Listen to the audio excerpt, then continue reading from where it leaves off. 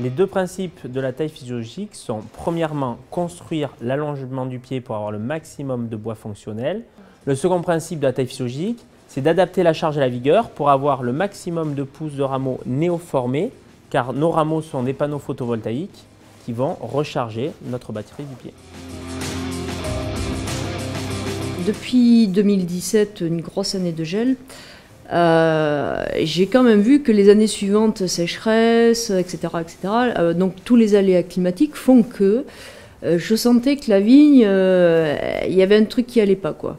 Nous, on est toujours dans le terme de qualitatif au niveau du vin, donc petit rendement, mais toujours la qualité, donc top.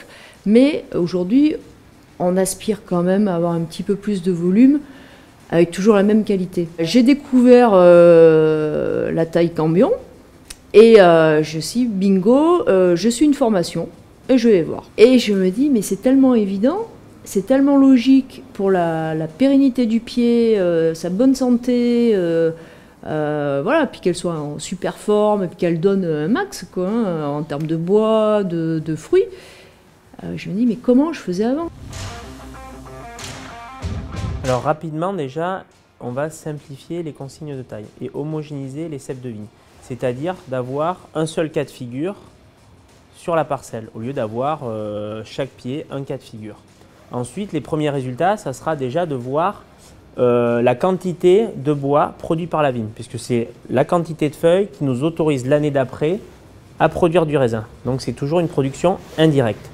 Donc on va voir ça et ensuite on va voir l'augmentation de la résilience des pieds de vigne et de la productivité à moyen terme.